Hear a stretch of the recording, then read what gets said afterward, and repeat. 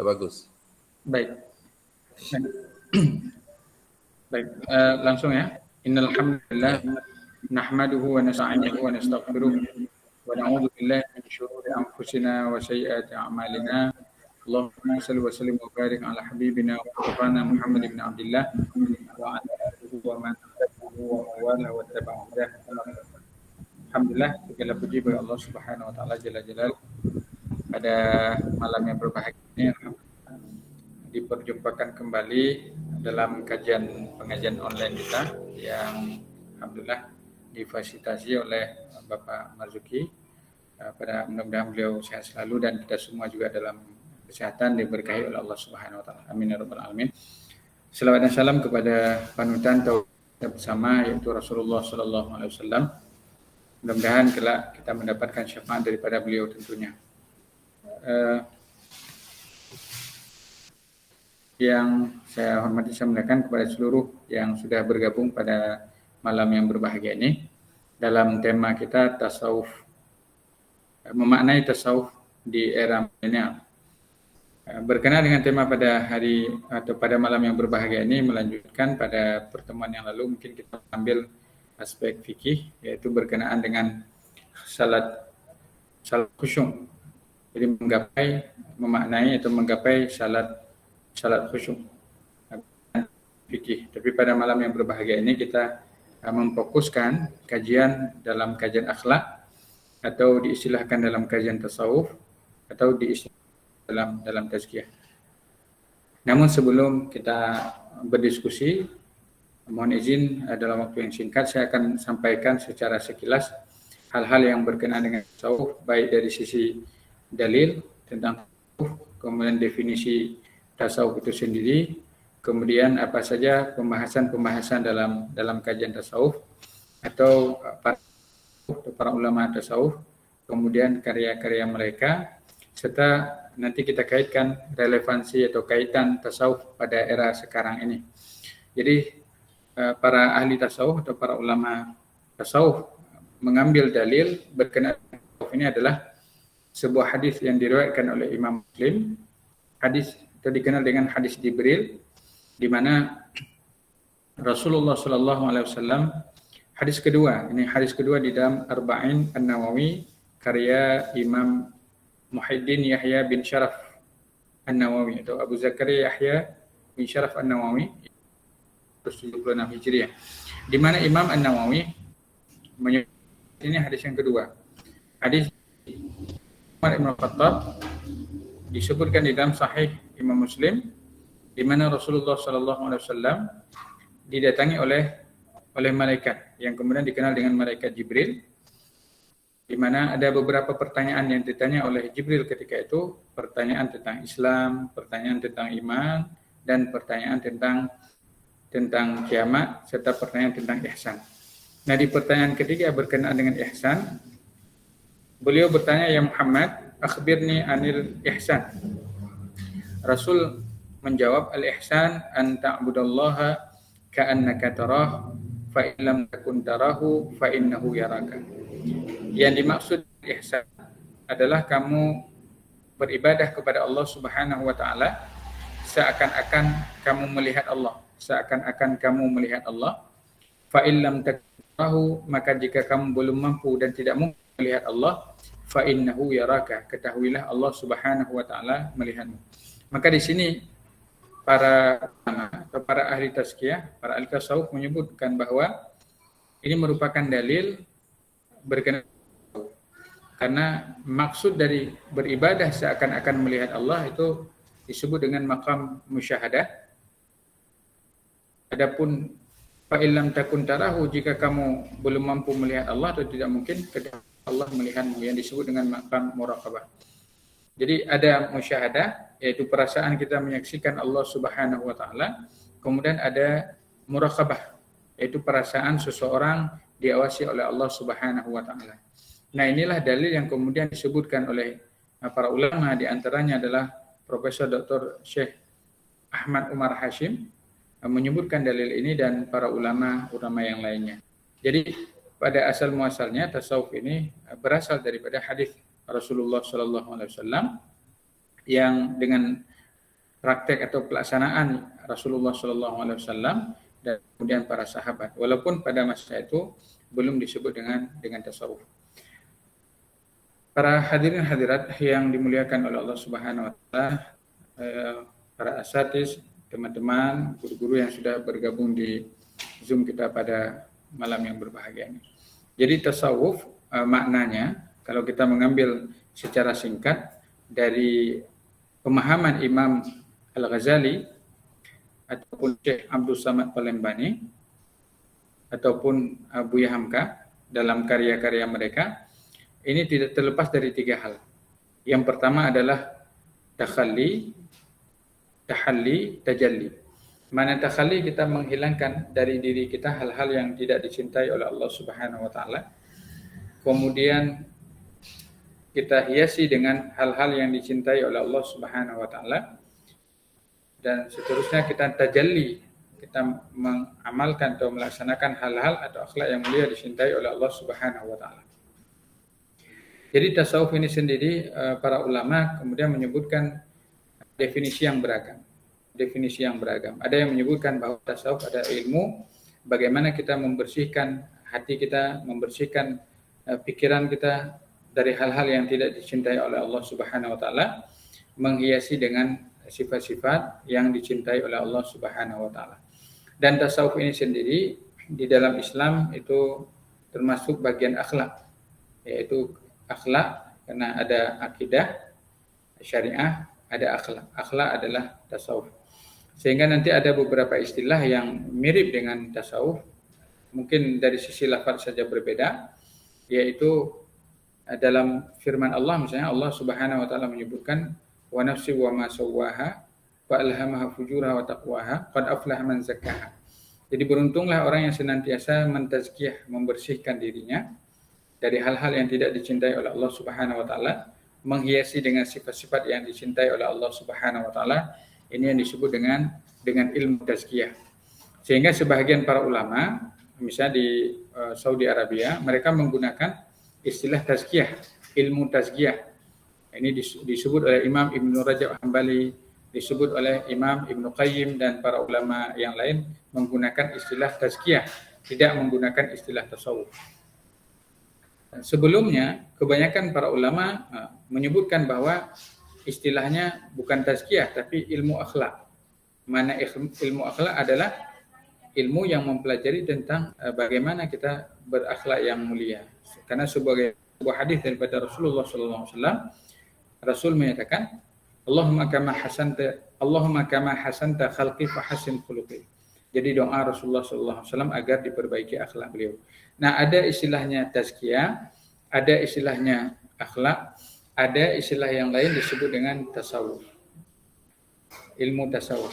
Jadi secara tasawuf sudah ada sejatinya dari masa Rasulullah SAW, artinya secara pengamalan Rasul Shallallahu Alaihi Wasallam seorang yang zuhud, Rasul Shallallahu Alaihi Wasallam seorang yang bersabar, Rasul Shallallahu Alaihi Wasallam seorang yang bersyukur, Rasul Shallallahu Alaihi Wasallam seorang yang senang bertafakur, Rasul Shallallahu Alaihi Wasallam bisa mengingat Allah Subhanahu Wa Taala, Rasul Shallallahu Alaihi Wasallam beliau khauf takut kepada Allah, Rasul Shallallahu Alaihi Wasallam beliau raja kepada Allah Subhanahu Wa Taala, Rasul Shallallahu Alaihi Wasallam beliau senantiasa mengingat kematian. Rasul Shallallahu Alaihi Wasallam senantiasa muhasabah, introspeksi diri.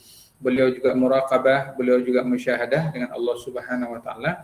Nah, sejatinya tasawuf ini dari sisi pengamalannya sudah ada, dilaksanakan oleh Rasulullah Shallallahu Alaihi Wasallam, walaupun memang secara istilah mungkin penggunaan kata tasawuf ini baru identik pada abad-abad kurun terakhir. Ya mungkin yang lebih kita kenal, yang lebih identik kalau disebut tasawuf langsung tergambar kita Imam Al-Ghazali, salah seorang pemuka tasawuf atau tokoh tasawuf Sunni. Ini adalah Imam Hujjatul Islam Abu Hamid Muhammad bin Muhammad Al-Ghazali yang lahir tahun 450 Hijriah, wafat ataupun meninggal tahun 505 Hijriah. Di tangan beliau dalam tulisannya ini matang kajian tasawuf. Ya, kalau kita lihat secara sekilas di dalam kitab Ihya sendiri ada sekitar 40 bab. Jadi Imam Al-Ghazali mengumpulkan pandangan para ulama-ulama sebelum beliau mengenai dengan tasawuf. Bahkan beliau juga ketika menyebutkan pembahasan di dalam tasawuf ini, beliau awali dengan ayat Al-Quran, kemudian beliau ikutkan dengan pembahasan hadis daripada Rasulullah SAW, baru beliau utarakan pandangan para ulama atau pandangan daripada beliau sendiri. Jadi Imam Al-Ghazali, saya berikan contoh secara sekilas saja supaya lebih tepat pemahaman kita mungkin. Contohnya ada bahwa Imam Al-Ghazali menyusun misalnya kitab Mukhtasar Ihya Ulumuddin. Dalam kitab tersebut Imam Al-Ghazali membagi sebanyak 40 bab. Dalam 40 bab itu di bagian akhir misalnya Imam Al-Ghazali menyebutkan bab mengenai dengan munjiat keselamatan yang diawali dengan taubat, diakhiri dengan tadzakur bil maut, yaitu mengingat mati. Jadi Imam Al-Ghazali sebut hal ini di dalam karya beliau. Dan apabila kita kaitkan dengan pemahaman atau pembahasan yang lalu berkenaan misalnya mengenai khusyuk di dalam salat. Khusyuk dalam salat. Khusyuk dalam salat bukan bagian daripada rukun salat. Artinya ketika melihat dalam aspek fikih misalnya, khusyuk tidak termasuk daripada rukun. Khusyuk tidak termasuk daripada syarat salat. Tetapi khusyuk masuk dalam amalan hati. Bagaimana ketika seorang salat itu ia disebutkan yaqdatul qalbi ila ma yuraddiduhu lisan, di mana hati seseorang menyadari apa yang sedang dibaca oleh lisannya, apa yang dibaca oleh lisannya minal qiraat, daripada bacaan-bacaan Al-Qur'an, seumpama Al-Fatihah, seumpama surat atau ayat setelah Al-Fatihah, kemudian wal adzkar, dan zikir-zikir dalam salat ketika rukuk, ketika sujud umpamanya, wal ad'iyati, ataupun doa-doa ketika salat. Umpama ketika berada di antara duduk di antara sujud kita membaca Allahu Akbar, Allahumma ghfirli warhamni wajburni warfa'ni warzuqni wahdini wa'afini wa'afni, dan seterusnya. Jadi di sini maknanya bahwa ini amalan hati. Maka ketika membahas sesuatu yang berkenaan dengan hati, amalannya amalan tasawuf. Jadi kembali kepada topik kita bahwasanya tasawuf memiliki dalil, kemudian juga dari sisi definisinya juga para ulama mendefinisikan dengan beragam definisinya, tapi intinya adalah tasawuf adalah kajian hati. Bagaimana kita membersihkan hal-hal yang penyakit-penyakit yang hadir ke dalam hati kita coba bersihkan. Ini adalah kajian tasawuf. Sehingga ketika kita melaksanakan salat umpamanya, kita bisa hadir hati kita dalam salat, khusyuk anggota tubuh kita dalam salat, hadir pikiran kita berada dalam gerakan salat itu sendiri. Nah, ini kira-kira gambaran berkenaan dengan tasawuf. Dan berkenaan dengan tasawuf ini para ulama kita atau para ahli tasawuf sendiri telah menulis banyak referensi. Di antara referensi yang menjadi yang standar lah kita sebutkan, yang standar mungkin berlaku hampir di seluruh tempat misalnya, adalah salah satunya karya Al-Ghazali. Jadi Imam Al-Ghazali menulis dalam karyanya, yaitu karya Mukhtasar Ihya Ulumuddin, atau karya besar beliau kitab Ihya Ulumuddin, yang kemudian diringkas menjadi Mukhtasar Ihya Ulumuddin. Ini merupakan kitab tasawuf standar dalam kajian tasawuf, yang kemudian pada tahun 1710 sampai 1812 hidup salah seorang ulama rentang waktu tersebut, yaitu Syekh Abdus Samad Palembani, yaitu sekitar 1700 sekian, sezaman dengan Syekh Muhammad Arsyad Al-Banjari. Beliau menyusun sebuah kitab atau sebuah buku yang disebut dengan Sirus Salikin. Ini juga merupakan saduran atau terjemahan dari kitab Mukhtasar Ihya Ulumuddin karangan Imam Al-Ghazali. Dan beliau juga memiliki kitab yang lain, yaitu kitab Hidayatus Salikin. Kitabnya tipis, sekitar 200 sekian halaman. Dan kitab ini juga merupakan saduran atau terjemahan dari kitab Bidayah Hidayah karangan Imam Al-Ghazali. Maka Syekh Abdul Samad Palembani disebut dengan Al-Ghazalinya Melayu.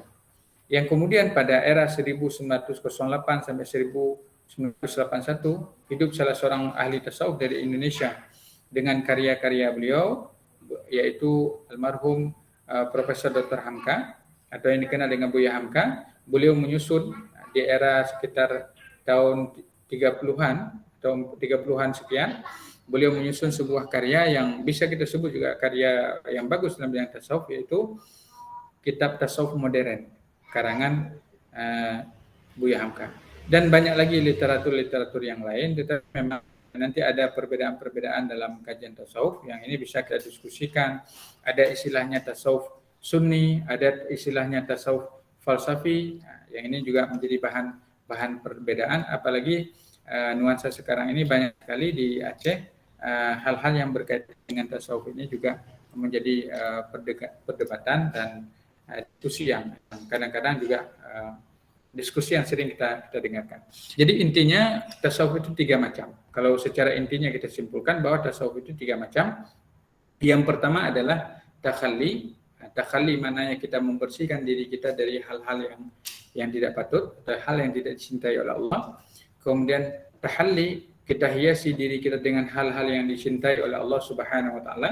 Kemudian tajalli, mengimplementasikan dalam kehidupan sehari-hari. Nah, berkenaan dengan tasawuf ini memang pada masa awal-awal Islam tidak disebut istilahnya tasawuf. Tetapi Rasul mempraktekkan sabar, beliau mempraktekkan syukur dan hal yang lain yang dikaji dalam ilmu tasawuf. Ini sejatinya telah ada semenjak Islam itu ada, dan semenjak Rasul ada, sudah ada secara pengamalan tasawuf. Tetapi dalam istilah nanti mungkin ada perbedaan-perbedaan. Nah ini kita diskusikan, mudah-mudahan nanti kita ada solusi yang terbaik tentu. Jadi itulah secara singkat berkenaan dengan tasawuf. Nah tentu kita kaitkan bagaimana kita memaknai tasawuf yang dalam istilahnya sesuatu yang berat kajian tasawuf ini, atau ketika kita membahas berkenaan tasawuf orang-orang terdahulu misalnya, ini mungkin terasa berat kita praktekkan atau kita amalkan pada masa sekarang. Nah, bagaimana pada era milenial misalnya ini kita juga bisa memaknai tasawuf, tentunya dengan mengimplementasikan atau berupaya untuk mengamalkan semampu mungkin tasawuf tersebut.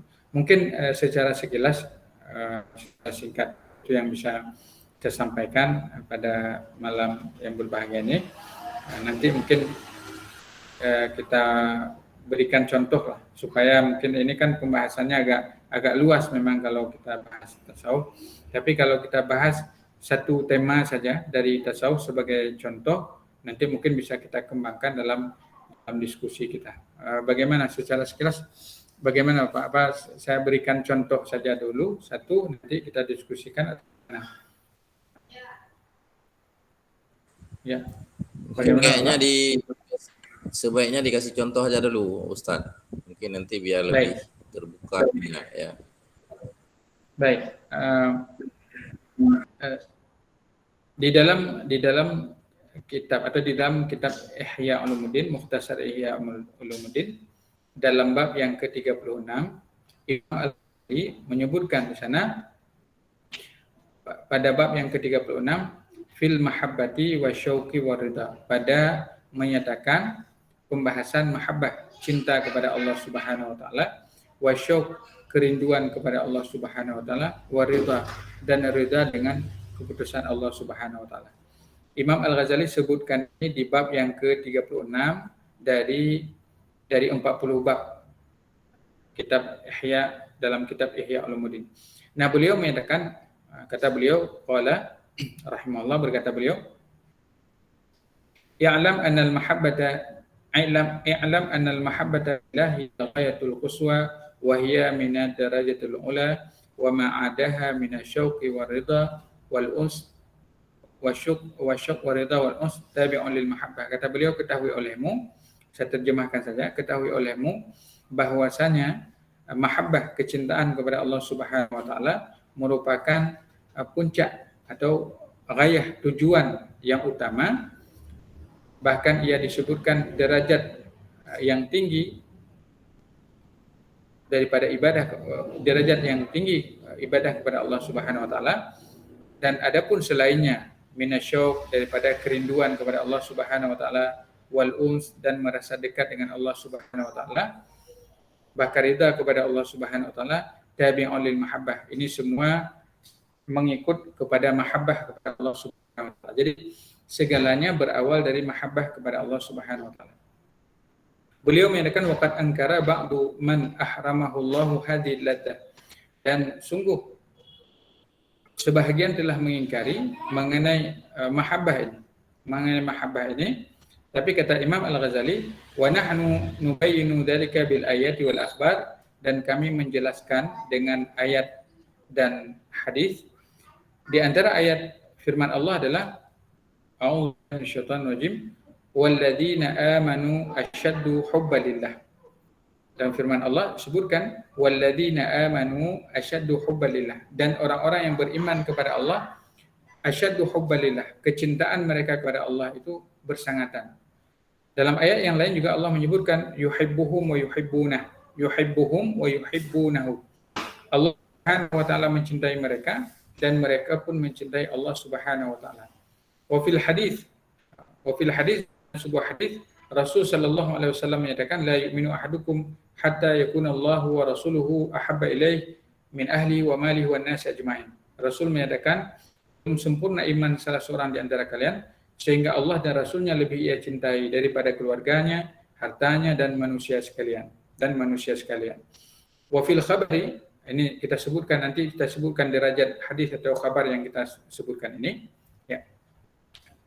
Wa fil khabari al-masyhur, dalam sebuah kabar yang masyhur disebutkan bahwasanya Nabi Ibrahim hina jaa malakul maut, ketika malaikat maut mendatangi Nabi Ibrahim, kemudian Nabi Ibrahim berkata kepada malaikat maut, hal ra'aita khalilan yumitu khalilah, bagaimana pandanganmu, apakah mungkin Allah yang Maha Penyayang mengambil nyawa kekasihnya, maksudnya mengambil nyawa Nabi Ibrahim.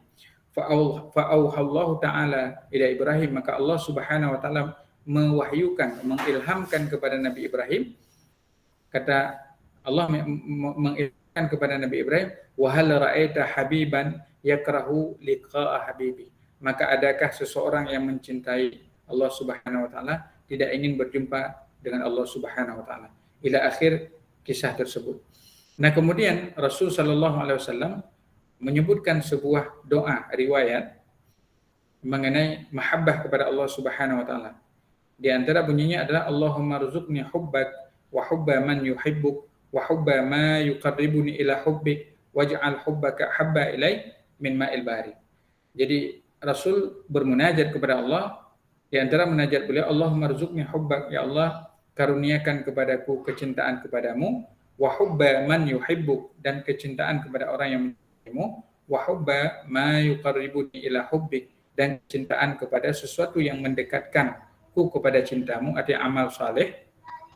Waj'al hubbaka, jadikan kecintaan kepadamu, ahabba ilaih, lebih saya cintai, min ma'il bahri, daripada air dingin. Saya ingin berikan sedikit penjelasan. Maksud air dingin di sini adalah dalam kondisi yang panas di daerah padang pasir. Coba bayangkan panas sekali, kemudian dalam keadaan kehausan, maka hal yang paling berharga ketika itu adalah seteguk air yang dingin bisa membasahi kerongkongan. Maka kata Rasulullah, ya Allah jadikan cintaku kepadamu melebihi keadaan yang terik. Dalam keadaan kehausan diberikan air dingin, maka jadikan kecintaan kepadamu melebihi daripada air dingin tersebut. Ini maksud daripada hadis yang kita sebutkan. Karena kalau air dingin di tempat kita di daerah khatulistiwa kita di Aceh Indonesia ini mungkin biasa saja. Selanjutnya di bagian akhir daripada pembahasan mahabbah syuq wa ridha tersebut, Imam Al-Ghazali kemudian menyebutkan sebuah hadis. Wa qala A'rabi, ada seorang Arab pedesaan, Arab Badui bertanya kepada Rasulullah sallallahu alaihi wasallam, mata sa'ah? Rasul, mata sa'ah? Kapan gerangan kiamat ini terjadi?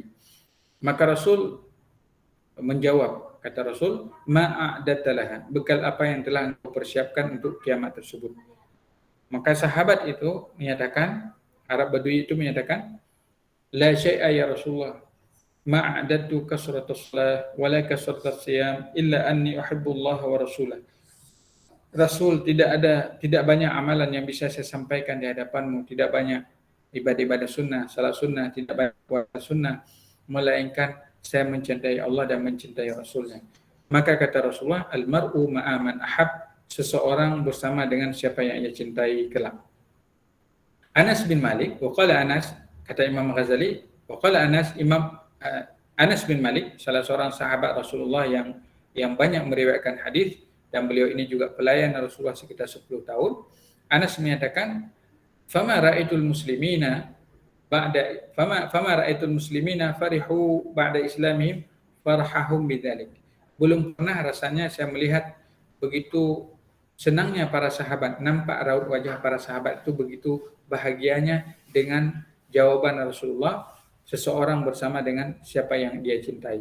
Karena Abu Bakar As-Siddiq mencintai Rasulullah SAW, Umar ibn Khattab mencintai Rasulullah SAW, Ali bin Abi Thalib, Utsman bin Affan mencintai Rasulullah SAW, dan para sahabat semuanya. Maka kata-kata anta ma'aman ahbabta atau almar'u ma'aman ahab, seseorang bersama dengan ia cintai, ini adalah sesuatu hal yang luar biasa kepada para sahabat Rasulullah SAW.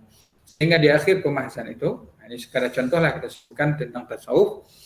Man dzaka khalisa mahabbatillah, man dzaka khalisa mahabbatillah, barang siapa yang telah merasakan kemurnian atau ketulusan daripada cinta kepada Allah Subhanahu wa taala, disebutkan au hasyahu an jami'il bashar, maka dia akan sibuk, syaghalahu an dzalika an talabid dunya, maka dia merasakan sibuk dengan Allah Subhanahu wa taala, maka ia tidak tersibukkan dengan hal yang lain.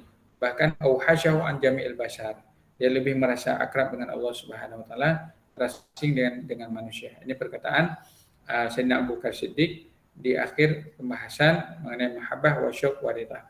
Tapi sebelum kita berdiskusi, ada sedikit komentar bahwasanya dalam yang kita sebutkan tadi, dalam pembahasan yang kita sebutkan tadi, paling tidak ada 4 hal, ada 4 hadis yang telah kita sebutkan dari Ihya atau Mukhtasar Ihya Ulumuddin.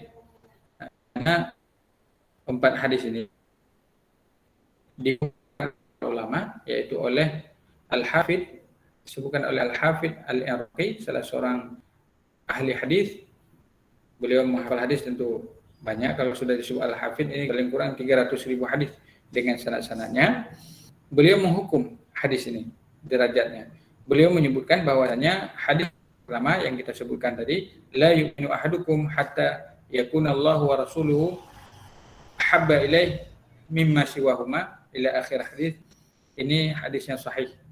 Hadisnya sahih, cuman beda saja di lafaz terakhir. Kalau tadi kita sebutkan ahabba ilaih, lebih ia cintai min ahlihi wa malihi wan nasi ajma'in, tapi dalam lafaz yang sahihnya adalah ahabba ilaih mimma siwahuma, lebih ia cintai daripada selain keduanya.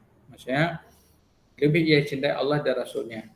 Ini maksudnya ahabba ilaih mimma siwahuma, daripada selain kedua. Kemudian hadis berkenaan dengan doa, Allah marzuqni hubbak wa hubba ma yuhibbuk wa hubba ma yuqarribuni ila hubbik wa ja'al hubbaka ila ahabba ilai min ma'il bari. Ini kalau harus pas-pas kita baca. Kalau enggak nanti jadinya baca hub. Jadi ya, dalam hadis ini juga, ini hadis sahih. Hadis sahih disebutkan oleh Al-Hafidh. Kemudian terakhir berkenaan dengan pertanyaan Arabi, kapan terjadi kiamat? Ini jalurnya banyak. Dalam Sahih Bukhari ada, dalam Sahih Muslim ada. Ini ada 3 hadis ini sahih. Yang menjadi persoalan adalah 1 hadis saja, yaitu kabar tentang Nabi Ibrahim berjumpa dengan malaikat maut, dan dengan kisah yang telah kita sebutkan ini. Dalam redaksi Al-Iraqi, beliau menyatakan bahwa lam ajid lahu aslan, saya tidak mendapati hadis ini punya referensi. Tapi beliau bisa jadi tidak mendapatinya. Mungkin ada pandangan para ulama yang lain yang kemudian menemukan dalil daripada atau riwayat tersebut. Ini satu pandangan. Bisa jadi ada orang lain yang menemukan, beliau tidak mendapatinya. Bisa jadi. Ataupun makna yang kedua, hadis ini adalah hadis yang bermasalah atau palsu, sama sekali tidak memiliki landasan dari kutubus sittah, baik itu dari Sahih Bukhari, Sahih Muslim, Abu Tirmidzi, Nasa'i, Ibnu Majah. Jadi mungkin demikian secara sekilas contoh berkenaan dengan tasawuf ini. Dan juga dalam kajian tasawuf kita mengenal ada nanti Junaid Al-Baghdadi, ada Imam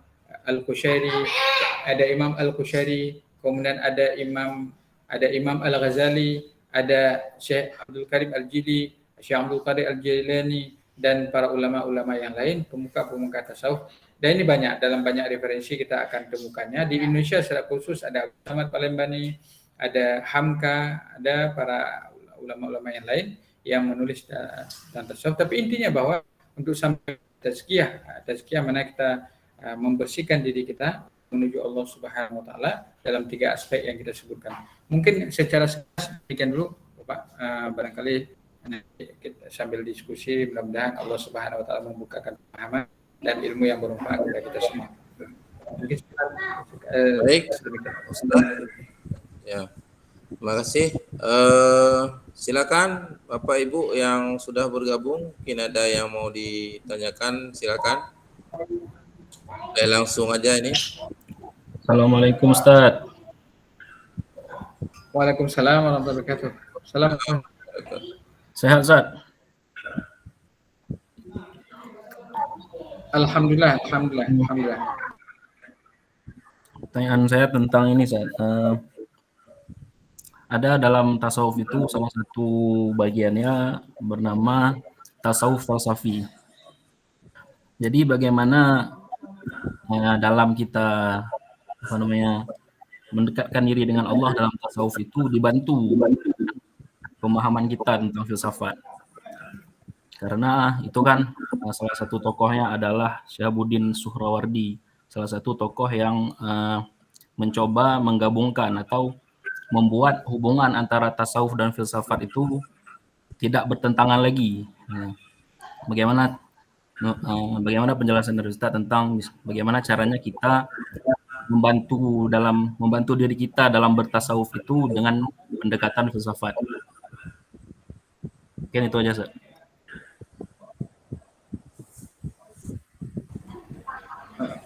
Ya, baik. Langsung ya. Silakan. Ya, langsung aja Ustaz. Ya. Terima kasih, pertanyaan sangat bagus mengawali pada malam yang berbahagia ini dengan pertanyaan dari Akhir Fatih. Jadi berkenaan dengan tasawuf ini oleh para ahli tasawuf sendiri, di antaranya Syekh Muhammad Zaki Ibrahim. Syekh Muhammad Zaki Ibrahim salah seorang sufi besar di Mesir. Beliau dalam karyanya Usul-Usul menyebutkan bahwasanya ada tasawuf sunni, ada tasawuf falsafi.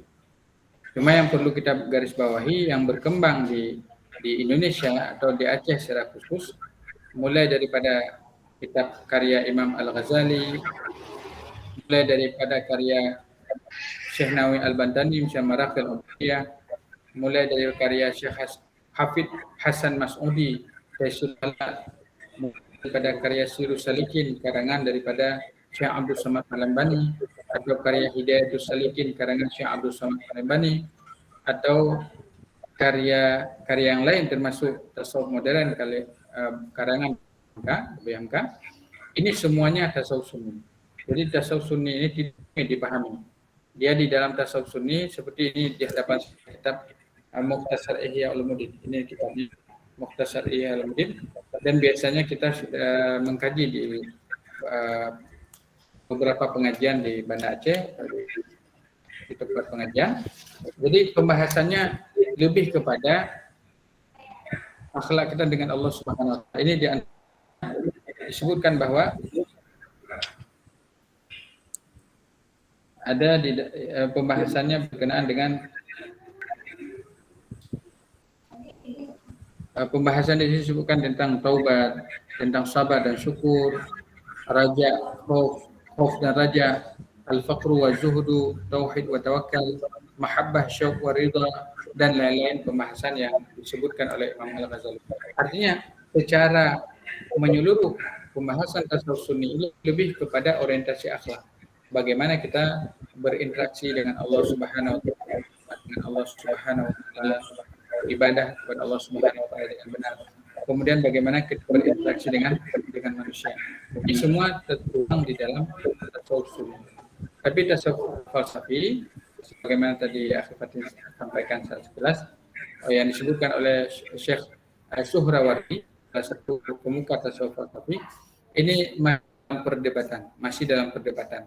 Sebahagian para ulama dan banyak para ulama tasawuf di Mesir, mereka menolak tasawuf falsafi ini karena agak rumit dipahami, menggunakan simbol tertentu dalam tasawuf, dan ini terasa berat bagi masyarakat untuk memahaminya, sehingga sering kadang-kadang terjadi kontroversi kalau tasawuf falsafi ini dipraktekkan. Contoh misalnya tasawuf yang dibawa oleh Syekh Ibnu Arabi atau Syekh Ibnu Arabi punya kajian tasawuf sendiri beliau.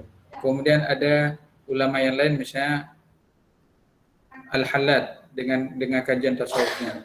Nah, ini semua termasuk dalam kajian tasawuf falsafi yang umumnya para ulama Sunni, tasawuf Sunni menolak tasawuf falsafi tersebut. Bahkan di Aceh pada masa yang lalu disebutkan bahwa ada sebagian ulama juga seperti Syekh Hamzah Fansuri misalnya menggunakan tasawuf falsafi ini. Sehingga berkenaan dengan tasawuf Sunni ini kita tidak menyatakan tasawuf ini keliru, tetapi mungkin sulit untuk dipahami, sehingga kitab-kitab standar seperti dalam Ulumuddin, dalam kitab Sirrus Salikin, dalam Hidayatus Salikin, dalam karya Hamka dan lain-lain, rasanya sudah memudahkan kita untuk bisa memahami ilmu tasawuf. Jadi secara sekilas demikian, saya tidak menyatakan bahwa tasawuf falsafi itu bermasalah ataupun dalam istilah tanda petik sesat, tetapi untuk kalangan masyarakat barangkali tasawuf Sunni ini lebih mudah untuk diamalkan dan diaplikasikan, karena tasawuf falsafi dia ada teori, tetapi tasawuf Sunni lebih kepada implementasi, dan ini yang dibawa oleh Syekh Abdul Rauf Singkil juga, salah satu ulama Aceh yang dikenal dengan tokoh tasawufnya. Beliau sebagai tokoh tasawuf dan muridnya ini sampai ke berbagai tempat, ada di Padang, Tuanku Ulakan, ada di Jawa Barat, Syekh Abdul Muhyi Jahan, ada di Makassar, Syekh Yusuf Makassari, dan para ulama yang lain. Jadi mungkin sekilas demikian dulu ya jawaban untuk Mas Fatin atas pertanyaannya. Ya.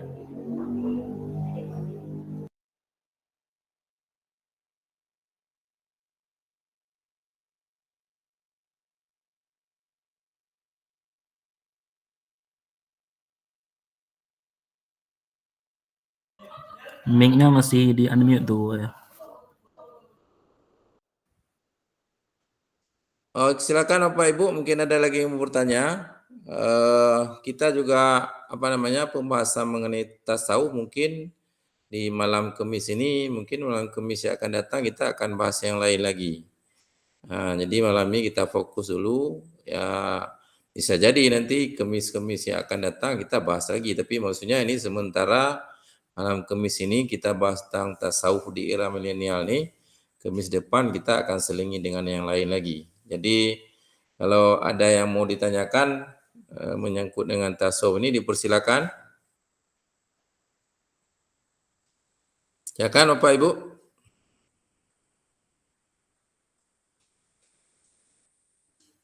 Baik, kalau tidak mungkin saya mungkin ada yang mau saya tanyakan Ustadz. Tadi saya mendengar penjelasan Ustadz, tasawuf ini adalah ada dua hal pokok. Mencoba menghilangkan hal-hal yang tidak disukai Allah dalam diri kita, dan mencoba menghadirkan hal-hal yang disukai Allah dalam diri kita. Ini kan satu perkara yang sangat susah nih. Kira-kira upaya apa yang bisa kita lakukan Ustaz nih untuk menghadirkan hal-hal yang disukai dan menjauhkan hal-hal yang tidak disukai? Ini kan perlu ilmunya juga nih. Itu gimana Ustaz upaya yang bisa kita lakukan? Silakan Pak. Baik, Pak. Baik. Disebutkan dalam firman Allah yang berbunyi illa man atallah, di bagian akhir illa man atallaha biqalbin salim, kecuali seseorang yang bertemu dengan Allah Subhanahu wa taala dengan atau hati yang sejahtera. Sebagaimana kita sebutkan bahwa tasawuf kajiannya adalah salah satunya kajian hati. Nah, sampai kepada qalbun salim, hati yang sentausa, hati yang selamat, hati yang sejahtera. Ini tentu ada tahapan, karena ada yang paling rendah disebut qalbun mayyit, hati yang mati. Kemudian ada qalbun marid, hati yang sakit. Kemudian ada qalbun salim, hati yang sentosa dan sejahtera. Juga dengan nafsu. Nafsu manusia itu ada beberapa tingkatannya. Ada namanya nafsu ammarah, nafsu ammarah bisu. Dalam Al-Qur'an disebutkan wama ubari'un nafsi innan nafsa la ammaratun bisu. Nafsu yang senantiasa amarah. Kemudian ada nafsu lawamah. Wala uqsimu bin nafsil lawamah. Kemudian ada nafsu yang sudah sempurna disebut dengan nafsul mutmainnah. Ya ayyatuhan nafsul mutmainnah irji'i ila rabbiki radiyatan mardiyah. Jadi ada tahapan-tahapan. Ada namanya qalbun marid, qalbun marid, qalbun mayyit, qalbun marid, qalbun. Kemudian ada pula yang disebut dengan nafsu ammarah, lawamah, mutmainnah. Ada dalam nafsu di sini tentu kita harus mengetahui apa penyakit yang mungkin mengenai hati kita, yang mudah-mudahan nanti kita sebutkan obat atau bagaimana cara mengobatinya yang disebutkan oleh para ahli tasawuf. Nah, paling kurang disebutkan ada sekitar 10 macam penyakit yang bisa menggerogoti hati kita, yang akan mempengaruhi hati kita. Dari tadinya hati kita tenang, damai, tiba-tiba keruh dan jauh daripada Allah Subhanahu wa taala. Ini paling kurang ada 10. Tapi dikerucutkan jadi 4. Jadi 4 penyebab hati kita bisa. Yang pertama, yang pertama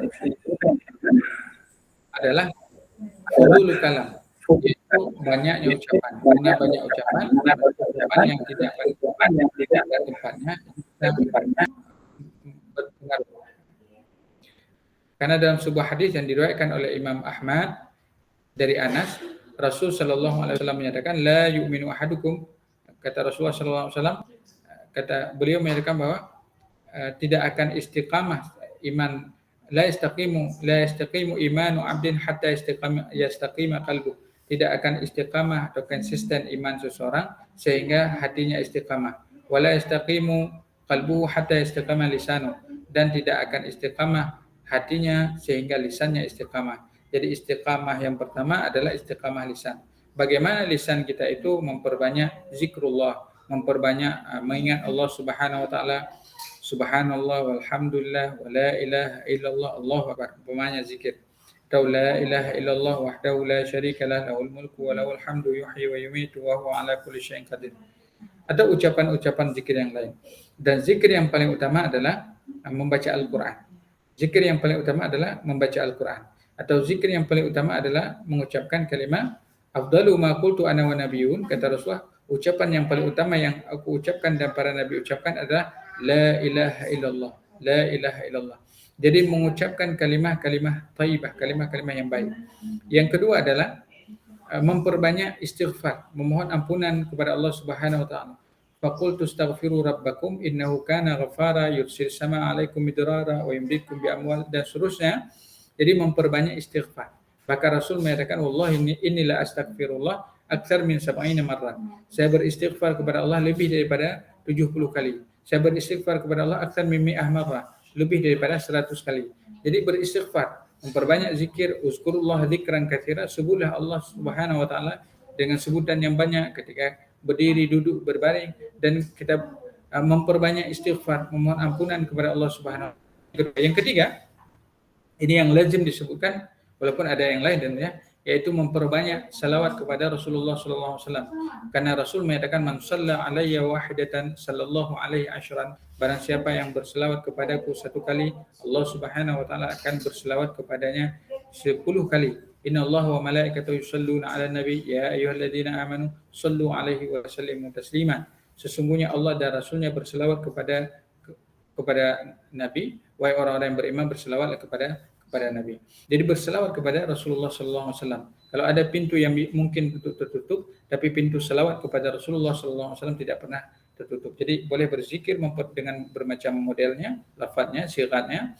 Kemudian boleh juga memperbanyak istighfar dan juga boleh memperbanyak selawat kepada Rasulullah sallallahu alaihi wasallam, apalagi hari Jumat. Karena hari Jumat berdasarkan jalur yang dengan sanad yang jayyid, yang sahih, bahkan dalam derajat hadis hasan, Rasul menyatakan fihi minas salat fa inna salatakum ma'rudatun alayya. Maka perbanyaklah pada hari Jumat itu berselawat kepadaku, karena selawat kalian dinampakkan kepadaku. Jadi memperbanyak selawat dan juga ucapan-ucapan yang lain. Karena ucapan-ucapan itu dalam bahasanya Al-Quran, asluha thabitun wa far'uha fis sama, bahwa setiap ucapan itu akan menghujam ke dalam bumi seperti akar, dan wa far'uha fis sama, cabang-cabang menembus langit. Bahkan Nabi Ibrahim ketika berjumpa dengan Rasulullah SAW di langit yang ketujuh, kata Nabi Ibrahim, ya Muhammad, aqri minni ummataka salam, sampaikan kepada umatmu dariku salam, beritahukan kepada mereka annal jannata thayyibatut turba, bahwasanya surga itu debunya indah, tanahnya indah, adbatul, airnya itu begitu nikmat, wala haqi'an, tanahnya surga, wa anna ghirasaha, dan tumbuh-tumbuhannya adalah subhanallah walhamdulillah wala ilaha illallah Allahu akbar. Jadi memperbanyak ucapan-ucapan zikir. Juga yang terakhir di antara ucapan bacaan kita atau lisan itu adalah memperbanyak munajat, berdoa kepada Allah Subhanahu wa taala. Salah satu doanya adalah agar diberikan kita sebagaimana pesan Rasulullah kepada Mu'adz bin Jabal, ya Mu'adz, jangan lupa selesai salat engkau mengatakan Allahumma a'inni ala dzikrika wa syukrika wa husni ibadatik. Ya Rabb, bantu aku untuk zikrika, mengingatmu, wa syukrika, bersyukur atas nikmatmu, wa husni ibadatik, dan memperbaiki ibadah. Jadi bermunajat kepada Allah Subhanahu wa taala. Tentu banyak sekali doa-doa yang diajarkan oleh Rasulullah sallallahu alaihi wasallam, baik itu terdapat dalam Al-Qur'an, umpamanya Rabbana atina fid dunya hasanah wa fil akhirati hasanah wa qina adzabannar, atau doanya Nabi Ibrahim, atau doanya Nabi, istighfarnya Nabi Yunus, atau istighfarnya Nabi Adam, atau doanya Nabi Sulaiman, atau doanya daripada doa Nabi Yusuf, dan doa para anbiya yang terdapat dalam Al-Quran, ataupun hadis-hadis atau doa-doa yang terdapat dalam hadis Rasulullah SAW, karena beliau senantiasa memerintahkan kita berdoa dari mulai kita bangun tidur sampai tidur kembali berdoa, masuk kamar mandi doa, keluar kamar mandi doa, kita mau semuanya, mau naik kendaraan berdoa, kemudian mau rumah berdoa, kemudian mau makan berdoa, semuanya kita dianjurkan untuk memperbanyak munajat. Sehingga disebutkan dalam Ihya sendiri oleh Al-Ghazali bahwasanya kana katsrat dira'ah, Rasul itu doraah, banyak bermunajat kepada Allah Subhanahu wa taala. Jadi kembali kepada hadis tadi, yang pertama kita menjaga, disebutkan bahwa penyebab keruhnya hati adalah fudulul kalam, atau dalam bahasa yang lain disebut syarhul kalam, yaitu ucapan-ucapan yang dengan Allah Subhanahu wa taala. Ini yang pertama. Yang kedua adalah makanan, fudul ta'am, terlalu banyak makanan. Maka disebutkan oleh Rasulullah SAW bahwasanya bihasbi bin lukaimat yakumna sulbahu. Cukuplah bagi anak Adam itu beberapa lukaimat, misalnya beberapa suapan yang bisa mendirikan daripada badannya. Maksudnya makanan juga kalau terlalu kenyang, semangat kita beribadah agak berkurang. Kemudian yang ketiga adalah disebutkan kasratul mukhalatah, terlalu banyak teman. Terlalu banyak teman ini juga kadang-kadang bisa bermasalah. Contoh sederhana begini. Kadang-kadang kita punya teman, mungkin kita berbicara dengan teman ini berapa menit, setengah jam, dengan ini setengah jam.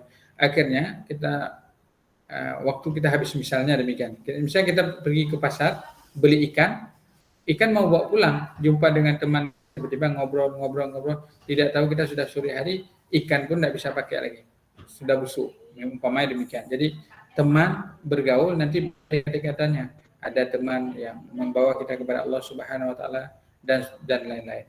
Kemudian yang keempat adalah disebutkan bahwa yang fudulul kalam, fudul itu banyaknya melihat ini juga bisa menguruhkan hati. Karena disebutkan bahwa pandangan itu sahmun min sihami iblis. Pandangan itu adalah busur panah daripada busur panah iblis. Makanya diperintahkan kepada kita menundukkan pandangan, salah satunya untuk menjadikan hati istiqamah dan juga keimanan yang bagus. Jadi dari empat hal itu, dari makanan, dari pergaulan, kemudian dari pandangan mata. Tapi bagaimana juga pandangan kita? Kata Rasul menyatakan, unzuru ila man huwa asfala minkum wa la tanzuru ila man huwa fawqakum. dzalika ajdaru alla tazdaru ni'matallah 'alaikum. Lihatlah kepada orang yang berada di bawah kalian strata sosialnya, jangan kalian lihat kepada orang yang berada di atas kalian strata sosialnya. Demikian kalian senantiasa tidak meremehkan nikmat daripada Allah Subhanahu wa taala. Kita diberikan sehat saja oleh Allah Subhanahu wa taala, itu sebuah kenikmatan yang luar biasa. Kita diberikan pada malam yang berbahagia ini bisa berjumpa dalam via Zoom ini dalam kajian ilmiah, mudah-mudahan Allah memberkahi. Jadi kita sebuah nikmat yang luar biasa sekali. Bahkan setiap helaan nafas yang kita masih diberikan oleh Allah Subhanahu wa taala itu disebutkan bahwa la qimatalah, tidak mampu kita hargakan. Begitu besarnya nikmat Allah Subhanahu wa taala sehingga Allah menyatakan wa in ta'uddu ni'matallahi la tuhsuha. Dan jika kalian menghitung-hitung nikmat Allah satu persatu, niscaya kalian tidak akan sanggup. Jadi 4 hal itulah yang kemudian bisa mempengaruhi penyebab hati kita bisa keruh.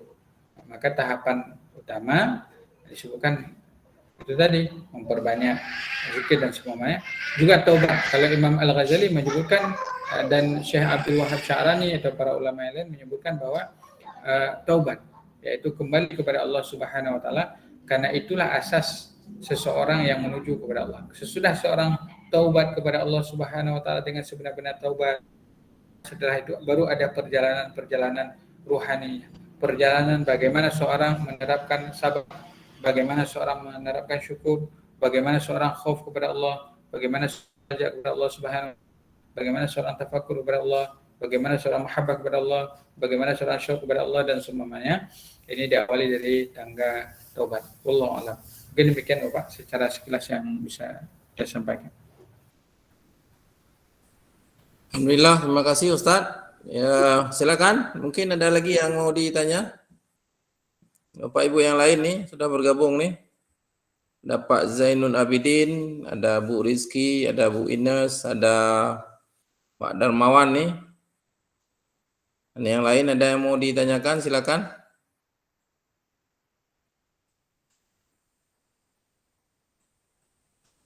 Ada? Oke, baik. Mungkin saya akan... Oh ya, nih ada nih. Silakan Bu Rizky.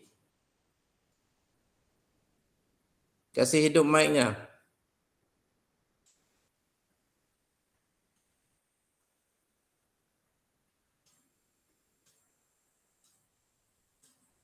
Silakan. Baik Ustaz.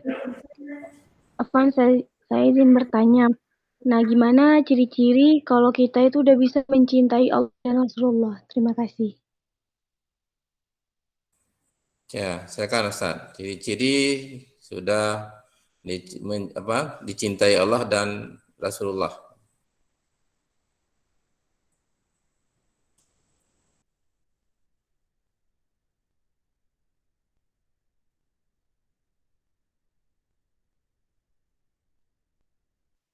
Afwan Ustaz, belum di-unmute. Mic-nya tuh masih Baik. ya. Baik. Umar bin Khattab ketika beliau berjumpa dengan Rasulullah SAW, beliau menyatakan, ya Rasul, di dunia ini tidak ada orang yang lebih saya cintai melebihimu wahai Allah kecuali illa min nafsi, kecuali daripada diri saya sendiri. Maka kata Rasulullah, belum wahai Umar, belum wahai Umar bin Khattab. Kemudian Umar bin Khattab menyadari ucapan beliau sehingga beliau menyatakan, ya Rasulullah, di dunia ini tidak ada yang lebih saya cintai bahkan daripada diri saya sendiri melebihi kecintaan saya kepadamu. Melebihi kecintaan saya kepadamu. Artinya Allah dan Rasulnya harus lebih dicintai daripada selain keduanya. Makanya di dalam hadis yang sahih Rasul mengatakan la yu'minu ahadukum hatta yakuna Allah wa rasuluhu ahabba ilaih mimma siwahul umma. Belum sempurna iman, bukan tidak beriman, tapi belum sempurna iman seseorang sehingga Allah dan Rasulnya lebih dicintai daripada selain. Sehingga Arab Badui tadi ketika Rasul mengatakan yang mencintai Allah dan mencintai Rasulnya, maknanya mencintai Allah maknanya kita patuh kepada perintah Allah Subhanahu wa taala. Atau dalam kalimat yang lain disebut dengan takwa kepada Allah Subhanahu wa taala. Menjalankan, paling kurang adalah menjalankan segala perintah daripada Allah Subhanahu wa taala, menjauhi larangan daripada Allah Subhanahu wa taala. Ini salah satu bentuk cinta kepada Allah Subhanahu wa taala. Tetapi Ada cinta yang lebih daripada itu lagi, ada. Di mana seorang yang merasakan bahwa setiap hal yang dilaksanakannya, salatnya umpamanya, ibadah-ibadah yang dilaksanakan adalah bentuk syukurannya kepada Allah Subhanahu wa taala. Bentuk pengabdiannya kepada Allah Subhanahu wa taala. Bukan karena ia takut kepada neraka Allah taala, takut. Tapi lebih daripada itu ia mencari kesyukuran kepada Allah Subhanahu wa taala. Sebagaimana Rasulullah sallallahu alaihi wasallam ketika ditanyakan oleh Aisyah Ummul Mukminin, istri beliau, "Ya Rasulullah, lima fa'alta?" Untuk apa Rasul melaksanakan ibadah yang demikian rupa? Maka Rasul menyatakan, "Afala akunu 'abdan syakura?" Bukankah lebih baik saya menjadi hamba Allah yang senantiasa bersyukur? Jadi orang-orang yang sudah sampai pada derajat yang demikian tentu akan merasakan kemanisan iman. Kemanisan iman ini seseorang lebih mencintai Allah Subhanahu wa taala, mencintai Rasulnya daripada selainnya. Tapi mungkin rumit untuk kita sampaikan karena kita sendiri juga lagi belajar. Tapi mungkin saya ingin sampaikan pandangan-pandangan para ahli lah berkenaan dengan hal tersebut. Kemudian bagaimana seseorang yang sampai pada derajat mencintai Rasulnya? Disebutkan dalam firman-Nya, "Qul in kuntum tuhibbunallaha fattabi'uni yuhibbukumullah." Cara kita mencintai Rasulullah sallallahu alaihi wasallam adalah mengikutinya, mengikuti Rasulullah sallallahu alaihi wasallam, mengetahui apa yang disukai oleh Rasulullah sallallahu alaihi wasallam. Ini juga bentuk mahabbah kita kepada Rasulullah sallallahu alaihi wasallam. Ubahnya seperti kita mencintai misalnya mencintai orang-orang yang kita cintai, tentu kita ingin tahu apa yang dia sukai, apa yang dia tidak sukai. Ini juga salah satu bentuk daripada kecintaan kita. Jadi patuh. Jadi al-muhib lil muhib muti'un. Orang yang mencintai kepada yang dicintai dia akan patuh. Jadi ketika kepatuhan kita total kepada Allah Subhanahu wa taala, maka yang demikian ketika kepatuhan kita total kepada Allah Subhanahu wa taala, ini makna seseorang sudah sampai kepada mahabbah kepada Allah Subhanahu wa taala. Tentu mahabbah, kecintaan kepada Allah itu bertingkat-tingkat. Sesuai dengan kadar keimanan seseorang kepada Allah Subhanahu wa taala. Nah, ciri-cirinya, bagaimana ciri-cirinya? Mungkin kalau kita lihat ciri-cirinya disebutkan dalam firman Allah, seorang yang mujahadah, bersungguh-sungguh kepada Allah Subhanahu wa taala. Bagaimana ciri-cirinya? Seseorang disebutkan senantiasa memperhatikan dalam setiap amalannya apakah Allah Subhanahu wa taala mencintai atau meridai apa yang saya laksanakan ini ataupun tidak. Ini pada tahapan-tahapan yang sudah sampai pada derajat yang bagus. Contohnya apabila ia melaksanakan salat umpamanya, ketika selesai melaksanakan salat, ia berpikir apakah salat saya ini diterima oleh Allah Subhanahu wa taala, apakah saya sudah khusyuk dalam salat. Artinya singkatnya sebagaimana pesan pada Rasulullah SAW, yaitu disebutkan dalam sebuah sabda Rasul, ittaqillah haitsuma kun, bertakwalah kepada Allah Subhanahu wa taala dimanapun kau berada, wa atbi sayyi'atal hasanah dan ikutkanlah kekeliruan dengan kebaikan, niscaya dosa itu akan diampuni, kekeliruan itu akan diampuni, wa khaliqin nasa bi khuluqin hasan, dan berinteraksilah dengan manusia dengan akhlak yang mulia. Mungkin secara sekilas demikian yang bisa disampaikan. Tapi kalau ditanya bagaimana secara lebih konkret, bagaimana kita sebutkan ciri-ciri mencintai Allah, sama seperti kita ciri-ciri kita mencintai, misalnya mencintai orang tua kita, mencintai orang-orang yang kita cintai, tentu ada ciri-cirinya. Ciri-cirinya apa? Kalau kita berada di momentum Maulid ini, kita kepo. Mana kepo, kita baca bagaimana perjalanan kehidupan Rasulullah SAW, kemudian siapa saja sahabat beliau, siapa saja keluarga beliau, apa saja yang beliau senangi, yang beliau sukai, apa hal yang tidak beliau sukai, kemudian apa saja tuntunan daripada Rasulullah SAW, kemudian bagaimana cara kita mendapatkan syafaat daripada beliau kelak, kemudian apa saja kegemaran beliau. Nah, ini tanda orang-orang yang sudah mencintai Rasulnya dan bahkan mencintai Allah Subhanahu wa taala. Mungkin demikian secara sekilas yang bisa kita menjawab dari Bu Rizky. Mungkin demikian Pak Saudara Rizky, demikian. Baik. Alhamdulillah Ustaz. Bagaimana Bu Rizky? Jelas ya? Jelas ya Allah. Jazakallahu khairan Ustaz. Ya. Baik, ada lagi yang mau ditanyakan? Silakan. Dari Bapak-bapak mungkin ada lagi yang mau ditanya?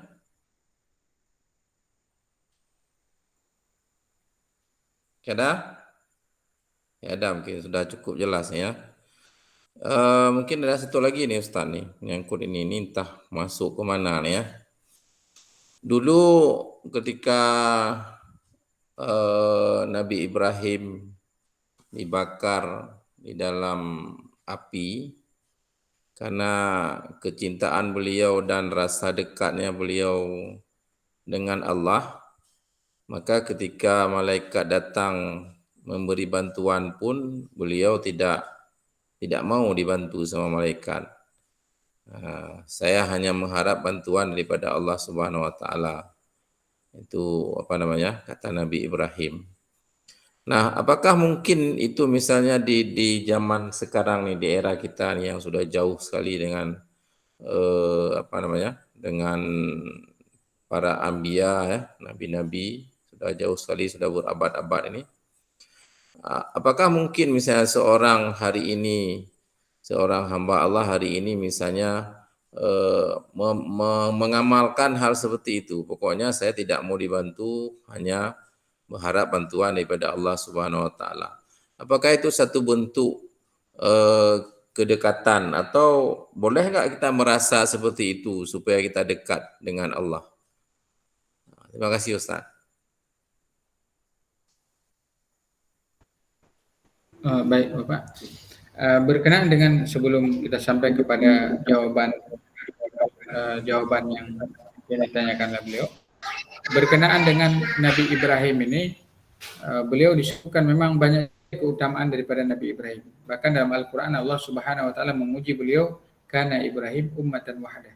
Jadi Nabi Ibrahim itu seperti umat, seperti seorang umat. Maknanya seperti seorang umat, seseorang yang memiliki banyak sekali keutamaan, bahkan banyak sekali sisi keteladanan dari seorang Nabi Ibrahim. Misalnya saat pelaksanaan ibadah haji, melontar jamarat, Safa, antara Safa dan Marwah dan ibadah-ibadah yang lain, ini juga mengacu daripada ajarannya Nabi Ibrahim, bagaimana ketika beliau menempatkan anaknya di sebuah lembah yang tandus gersang, Nabi Ismail dan istrinya Siti Sarah.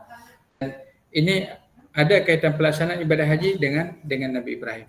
Bahkan puncak daripada pengorbanan Nabi Ibrahim, beliau ingin menyembelih anak semata wayangnya ketika itu, Nabi Ismail, yang sudah ditunggu-tunggu begitu lama. Ketika ada anaknya, diperintah oleh Allah Subhanahu wa taala untuk disembelih, untuk dikorbankan kepada Allah Subhanahu wa taala. Dan begitu indah dialog sehingga Nabi Ibrahim menyatakan, ya bunai inni ara fil manam anni azbahuka fandur madza tara. Bayangkan Nabi Ibrahim dalam usia sepuh dikaruniakan seorang anak, kata Nabi Ibrahim, hai anakku, saya melihat dalam mimpi menyembelihmu, bagaimana pandanganmu? Maka Nabi Ismail menjawab, beliau menyatakan, ya abati fa'al ma tu'mar satajiduni insyaallah minas sabirin. Lakukan yang diperintahkan oleh Allah Subhanahu wa taala. Artinya antara perintah Allah yang diberikan kepada ayah dan anak ini, Nabi Ibrahim dengan anaknya Ismail, mereka patuh dan tunduk kepada Allah Subhanahu wa taala. Dan banyak lagi ibadah-ibadah yang mengacu kepada keteladanan Nabi Ibrahim itu sendiri. Banyak sekali, sehingga beliau disifatkan dengan ummatan wahdah, yaitu umat seorang tapi dibandingkan keteladanannya seperti umat. Dalam peristiwa beliau ingin dibakar oleh Namrud. Jadi kejadian secara singkat, sebagaimana disebutkan bahwa Nabi Ibrahim merusak patung-patung, membiarkan satu patung yang besar, sehingga pada akhirnya beliau dihukum, dilemparkan ke dalam api. Disebutkan dalam literatur, datang malaikat bertanya, wahai Ibrahim, adakah keperluan engkau kepada kami? Maka kata Ibrahim, kepadamu maka tidak.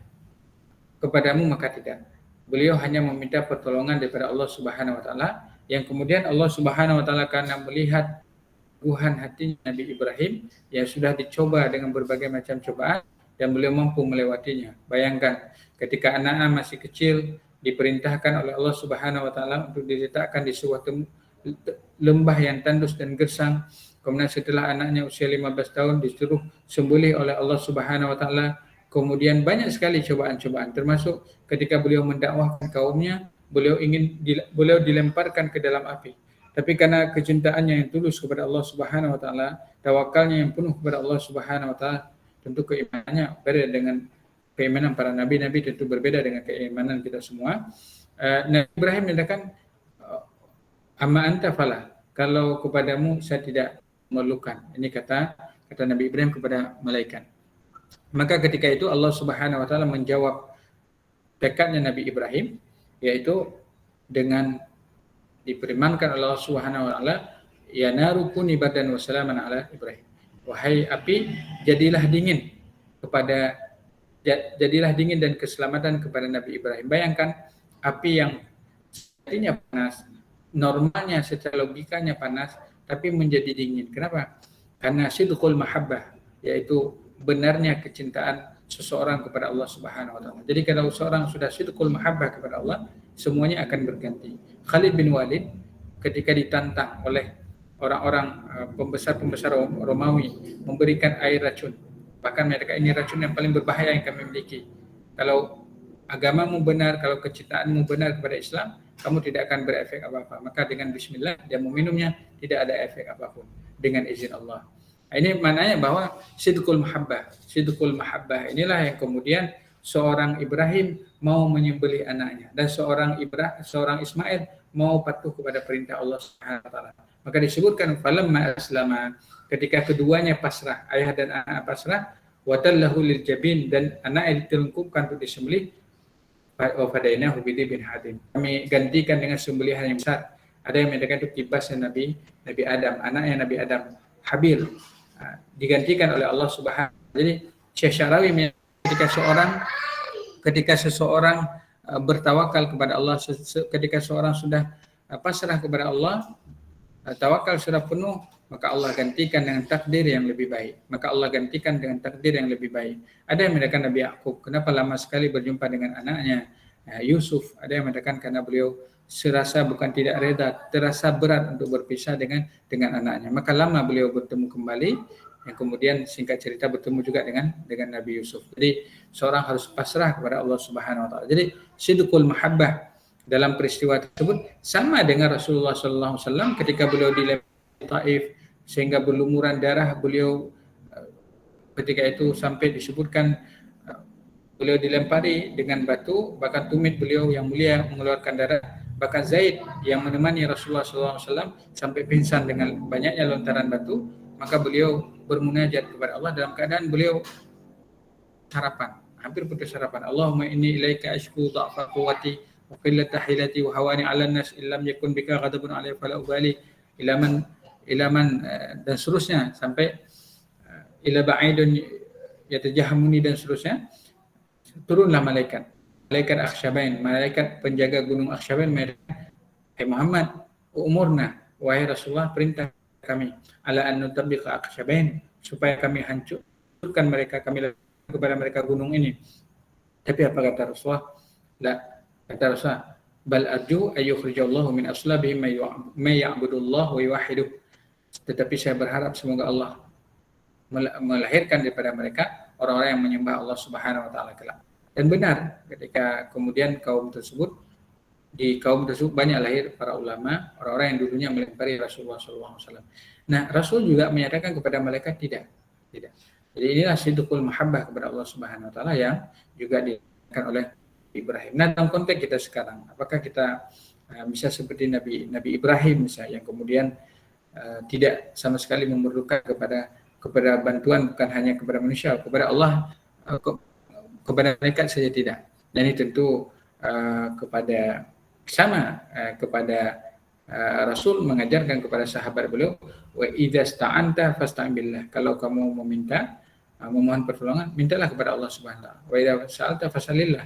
Kalau kamu meminta, mintalah kepada Allah. Tetapi maknanya secara ini, kalau kita dalam keadaan memerlukan bantuan, misalnya, atau dalam keadaan kita sakit misalnya, kita perlu kepada dokter, tentu kita sebutkan penyakit kita apa yang kira-kira tidak menghilangkan ma'rifah kita kepada Allah Subhanahu wa taala. Yang paling kita ingat adalah la haula wala quwata illa billah. Tidak ada yang bergerak satu debu pun kecuali dengan izin Allah Subhanahu wa taala. Jadi kita tekadkan dalam alam bawah sadar kita, dalam hati kita, bahwa yang memberikan pertolongan adalah Allah Subhanahu wa taala. Cuman cara wasilahnya bisa jadi dengan orang yang terdekat dengan kita, bisa jadi orang yang jauh dengan kita dan seumpamanya. Dan ini adalah hal-hal dalam bentuk manusia itu sendiri dan tentu tidak bermasalah tentunya. Tetapi kalau kita ingin misal pada bab sampai pada derajat Nabi Ibrahim juga tidak salah. Bahkan dalam bab tawakal, mungkin ini ingin kita sebutkan sedikit. Ada orang yang bertawakal mana begini, tidak ingin berobat. Saya sembuh yang mendatangkan penyakit Allah, yang menyembuhkan Allah, nggak perlu berobat. Ini ada bab dalam tawakal. Ada yang demikian ada. Rasul bahkan menyatakan tidak ada masalah, tapi dengan syarat tidak mengeluh, atau tidak kemudian memudaratkan orang lain. Ini salah satu syarat. Kalau demikian tawakal, ya tidak apa-apa.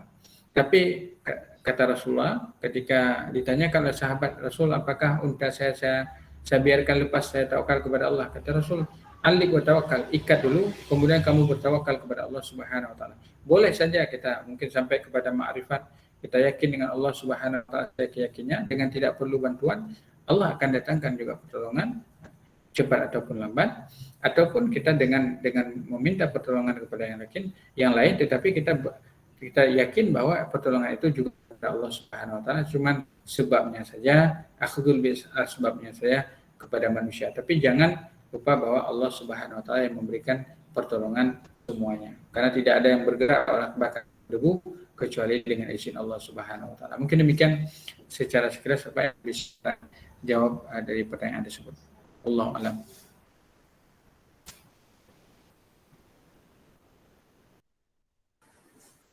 Terima kasih Ustaz. Alhamdulillah jawabannya. Ini sudah ada lagi yang masuk nih.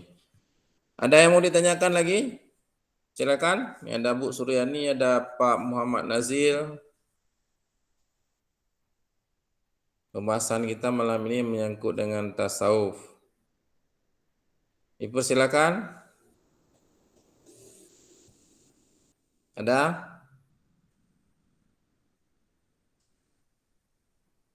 Pak Zainun dah bertanya, Pak Zainun?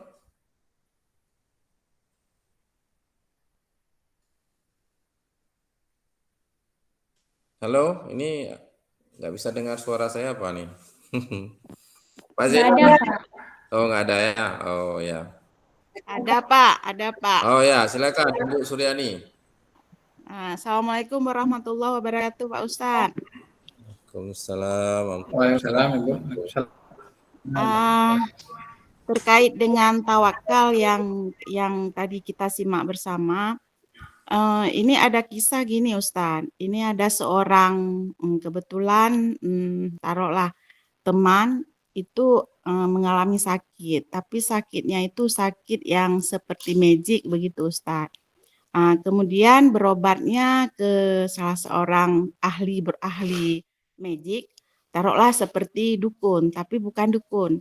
Cuma keraguan kita dukun atau tidak, ini membuat tanda tanya tersendiri. Artinya begini Ustadz, kalau masalah ilmu magic itu memang sesuatu yang tidak mampu kita ukur. Tetapi pada saat kita berobat, kita yakin bahwa beliau itu membacakan ayat-ayat Al-Quran. Istilahnya pengobatannya itu melalui ayat-ayat Al-Quran. Tetapi hati tetap masih ragu karena sesuatu ilmu yang gaib itu susah untuk kita dalami. Yang menjadi pertanyaan Ustadz, sejauh mana akidah kita itu akan terbentur kepada yang namanya bolehlah kita katakan syirik atau keterikatan kita kepada manusia sehingga mempengaruhi akidah kita itu tersendiri, Ustaz. Makasih Ustaz. Assalamualaikum. Waalaikumsalam warahmatullahi wabarakatuh. Langsung aja Ustaz. Waalaikumsalam warahmatullahi wabarakatuh. Pertanyaan sangat bagus dari Ibu Suryani yang sudah bergabung. Jadi berkenaan dengan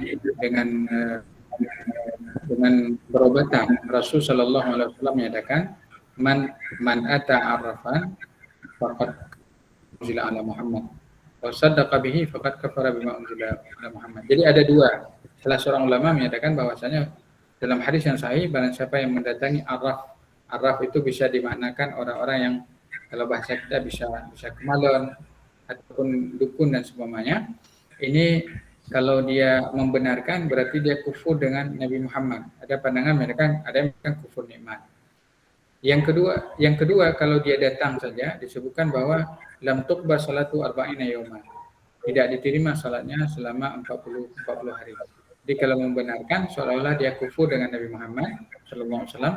Kemudian kalau dia hanya datang saja dan tidak diterima salat 40 hari. Nah, kemudian ini sahih, dalilnya ada sahih dan tentu tidak bermasalah dengan hadis yang disebutkan. Kemudian yang paling penting adalah bagaimana pemahaman hadis tersebut kita pahami dalam konteks kita sekarang ini. Apakah kemudian orang-orang yang berobat sedemikian rupa dengan cara yang itu, apakah termasuk dalam arraf, dukun yang disebutkan dalam kahanah atau kahin atau dukun dalam hadis tersebut atau bukan? Ini yang pasti. Jadi dalilnya ada dua macam ya. Kalau membenarkannya berarti kufur dengan Nabi Muhammad, mana ada mereka kufur dengan. Kalau tidak membenarkan datang saja tidak diterima salat 40 hari, ini hukumannya. Tetapi untuk menentukan seseorang ini dukun atau tidak, ini tentu ada tahapan-tahapan proses.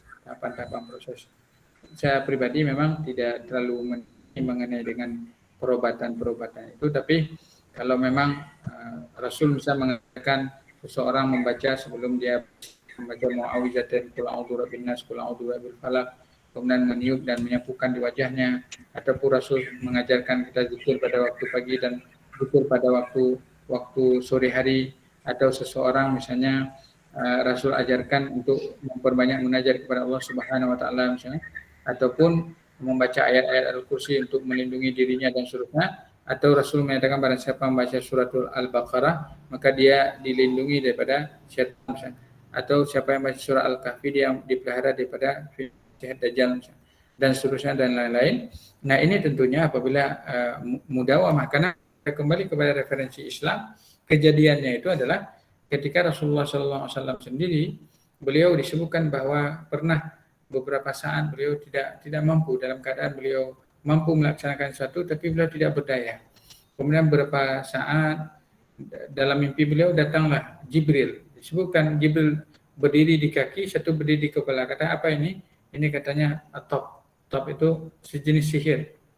Karena salah seorang penyisir beliau itu ada yang mengatakan itu salah seorang penyihir yang menyisir rambut Rasulullah itu mengambil rambut Rasulullah, orang Yahudi namanya Labid bin Asam, beliau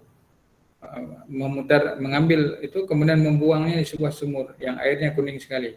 Kemudian Rasulullah setelah beliau bangun daripada tidur beliau memerintahkan kepada Ali untuk datang ke sumur itu. Kemudian Ali mengeringkan sumur itu dan mendapati bahwa ada ikatan 11 simpulan.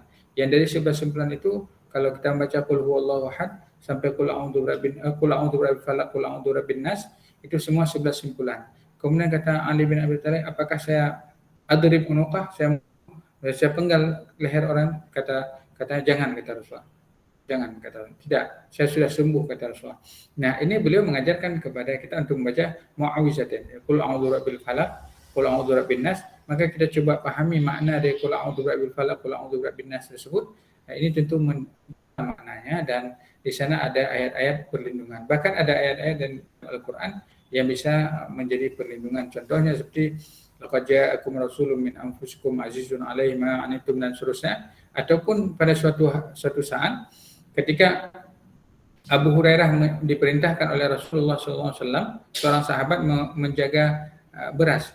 Kemudian tiba-tiba ada seorang mengambil beras 2 malam sampai 3 malam. Ketika dia ditangkap, ini saya bawa kepada Rasulullah. Katanya, saya ajarkan kepadamu, kamu kalau membaca ini dipelihara, akan diganggu oleh syaitan. Dibacalah Allahu la ilaha illa huwal hayyul qayyum, itu ayat kursi. Kemudian pagi-pagi lapor ke Rasulullah. Rasul tanya, kata Rasulullah, bagaimana orang yang kamu tangkap semalam? Katanya, diajarkan ini Rasulullah. Katanya, sadaq lakinnahu kadzdzab.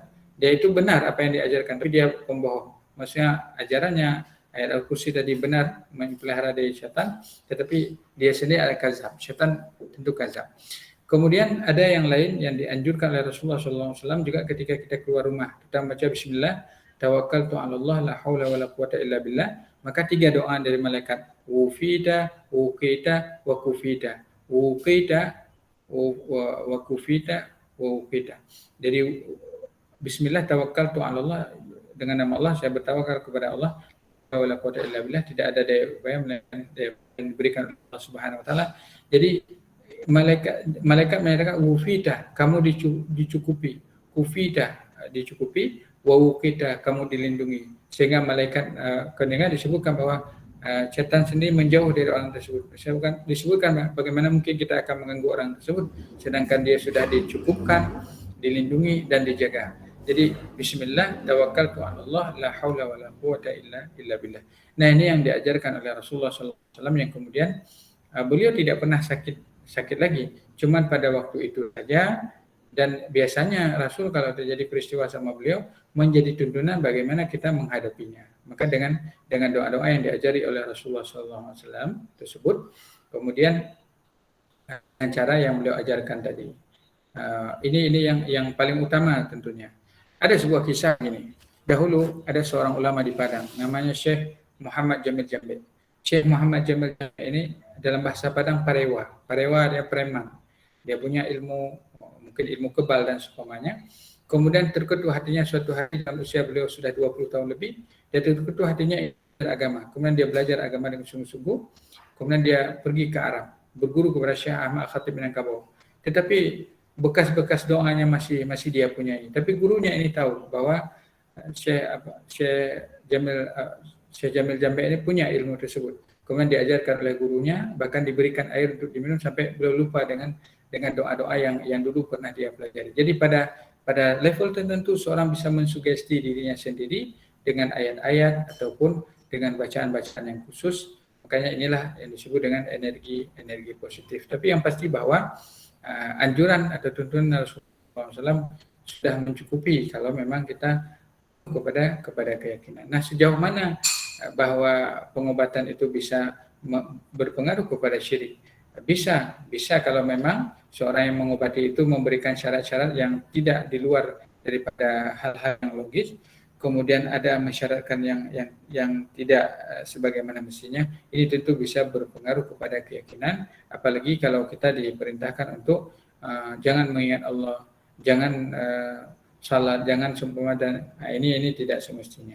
Ya, ini sudah mengarah kepada hal-hal yang disebut oleh Rasulullah tadi, man ata'arraf kahanan faqad kafara bima unzila ala Muhammad. Siapa yang datang kepada kahan, orang-orang yang sudah mengetahui ataupun dukun, maka dia telah kufur dengan Nabi Muhammad SAW. Mungkin secara sekilas, Ibu, ya itu dulu yang bisa saya sampaikan secara sekilas, tapi dari penyampaian kita mungkin ada yang lain yang ingin bertanya. Mungkin Allah. Ya, alhamdulillah, terima kasih Ustadz. Silakan yang lain mungkin. Bu Suryani, gimana, sudah ya? Alhamdulillah, Pak. Ya, terima kasih atas pertanyaannya. Ada lagi yang mau ditanya? Ada yang baru bergabung nih, ada Bu Zahratul Jannah. Tadi ada Pak Nazil. Silakan, Pak Nazli ya. Muhammad Nazli. Silakan, ada lagi mau ditanya? Pembahasan kita malam ini tentang tasawuf di era milenial.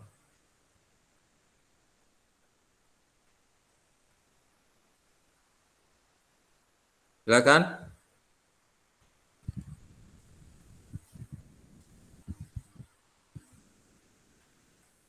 Baik, mungkin dari saya nih Ustadz. Tadi Ustadz menjelaskan bahwa istilah lain daripada ilmu tasawuf ini sebenarnya ilmu akhlak. Berakhlak yang baik.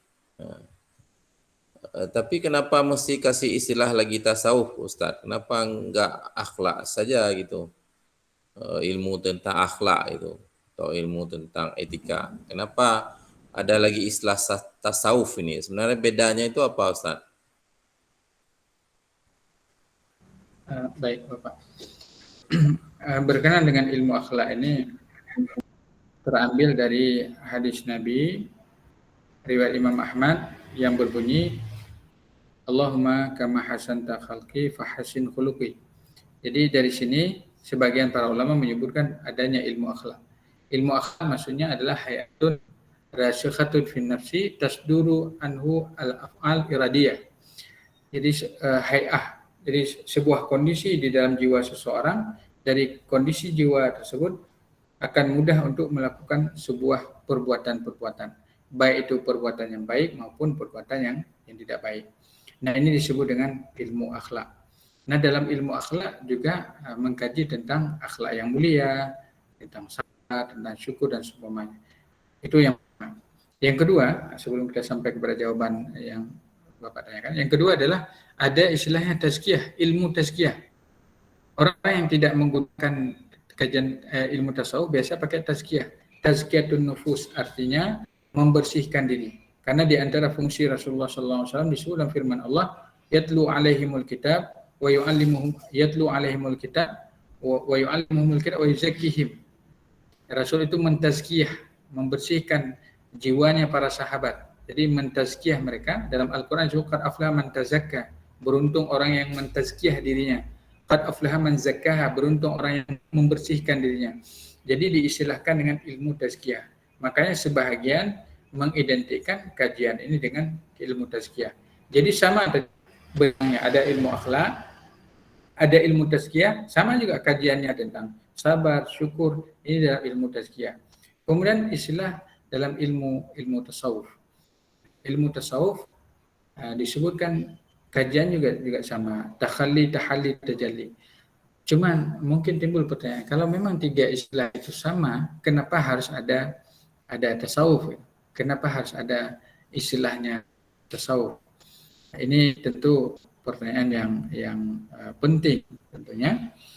Nah, sebagian para ulama, di antaranya ahli tasawuf dari Mesir, yaitu Profesor Dr. Syekh Ahmad Umar Hashim, beliau menyatakan bahwa la musyahada fil istilah, tidak bermasalah dengan perbedaan lafaz tadi, tapi yang pastinya inti daripada kajian itu apa? Kalau kita lihat di dalam definisi tasawuf adalah sebuah ilmu, disebutkan sebuah ilmu yang dikenal dengan ilmu itu bagaimana seseorang membersihkan dirinya dari hal-hal yang tidak dicintai oleh Allah Subhanahu wa taala.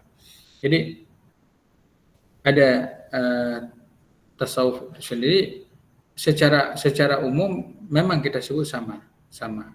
Jadi kenapa harus tasawuf kalau memang sama? Nah, tapi secara mendetail nanti ada perbedaan-perbedaan yang dalam kajian tasawuf itu oleh para ulama tasawuf sendiri sudah mematangkan kajian itu. Sehingga Imam Al-Ghazali sendiri, beliau pandangan-pandangannya juga dikutip dalam ilmu akhlak. Bahkan pandangan-pandangan beliau juga dikutip dalam ilmu tazkiyah. Tapi beliau sendiri menulis Ihya Ulumuddin itu bagian daripada ilmu tasawuf. Dan beliau sendiri menggunakan istilah tasawuf. Kenapa istilah tasawuf? Ada yang menyatakan istilah tasawuf ini karena dibangsakan kepada ashabus suffah, yaitu para sahabat yang menetap di masjid. Jumlah mereka sekitar 70, 80, sampai bahkan 200, bahkan sampai 500 orang. Para sahabat-sahabat Nabi yang senantiasa berada di saf yang terdepan, mendekatkan diri kepada Allah, sehingga disebut dengan ahlu tasawuf atau ashabus suffah. Ada yang menyatakan bahwa tasawuf itu orang-orang yang memakai baju wol, maksud baju wol yang, karena memang orang-orang tasawuf simbolnya dulu demikian. Kemudian ada yang menyatakan tasawuf itu berambil dari kata-kata sofa, artinya bersih. Ada pula yang menyatakan bahwa tasawuf itu sesuai dengan definisi seseorang menurut Allah Subhanahu wa taala. Tapi pada intinya ini lebih kepada kadang-kadang kepada istilah-istilah saja. Makanya Hamka sendiri, Buya Hamka, beliau seorang tersebutlah beliau aliran beliau kepada dekat dengan pemahaman yang moderat atau beliau Muhammadiyah, tetapi beliau memaknai tasawuf dengan bahagia.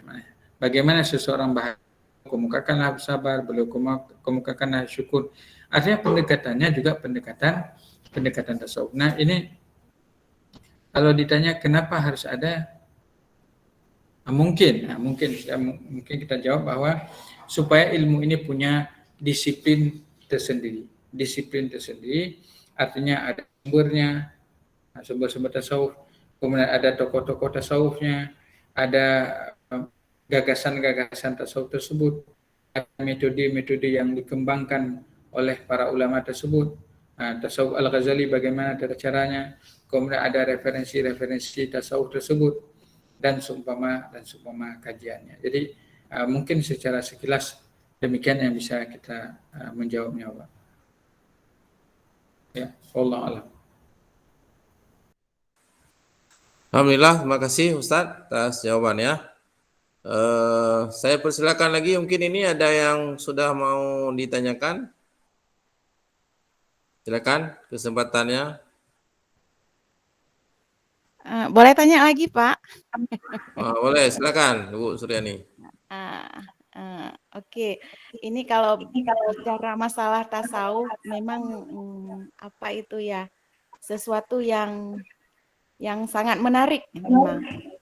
Saya pernah membaca begini Ustadz, ini tasawuf, ada sekarang tasawuf kaitannya dengan tarikat, artinya suatu ilmu yang mendekatkan diri kepada Allah melalui tarikat-tarikat. Nah, itu satu pertanyaan. Yang kedua, banyak kita baca di literatur masalah sufi-sufi atau ahli hati tasawuf yang mempunyai punya masing-masing ilmu kebatinan. Misalnya contoh misalnya adanya seperti fana, ittihad, kemudian wahdatul wujud dan sebagainya yang memang kita sendiri untuk memahaminya itu tidak terjangkau.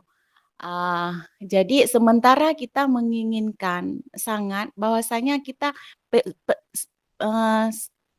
pingin seperti ya bolehlah kita katakan kalaupun tidak sufi tetapi ingin ajaran-ajaran sufi itu kita amalkan dalam keseharian kita. Jadi pandangan Ustadz mengenai hal ini bagaimana Ustadz? Baik Pak. Ya, langsung aja Ustadz, silakan. Baik, terima kasih atas pertanyaan Bu Suryani. Ini pertanyaan makin ke sini makin tajam-tajam terus pertanyaan. Masya Allah. Insya Allah. Pertanyaan bagus-bagus sekali, tapi jawabannya ini mungkin tidak bagus nanti. Baik, terima kasih Ibu atas pertanyaan dari beliau. Mungkin saya jawab dari pandangan salah seorang ulama Aceh tempo dulu, yaitu Tuanku Raja Kemala yang hidup sekitar 1877. Tuanku Raja Kemala lahir sekitar 1877. Tuanku Raja Kemala ini pernah di Arab dalam rentang 1904 sampai 1908. Beliau adalah ulama Aceh ketika itu.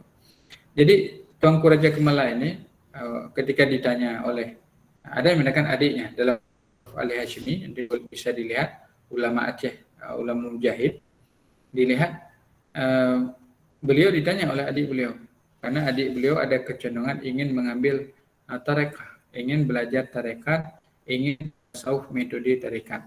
Padahal Tuanku Raja Kemala sendiri beliau banyak menerjemah kitab-kitab para ulama. Ada karya Said Ahmad Zaini Dahlan, ada karangan Syekh Nawawi Al-Bantani, ada Said Marzuq.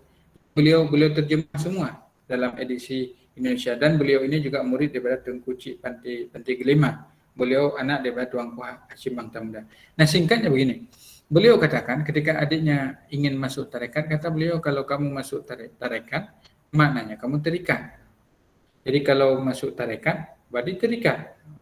Jadi makna ketika seorang masuk tarekat, ada bacaan-bacaan khusus, wirid-wirid khususnya, ada kaifiat-kaifiat tersendiri, tata cara yang khusus, ada terikat dengan waktu-waktu tertentu.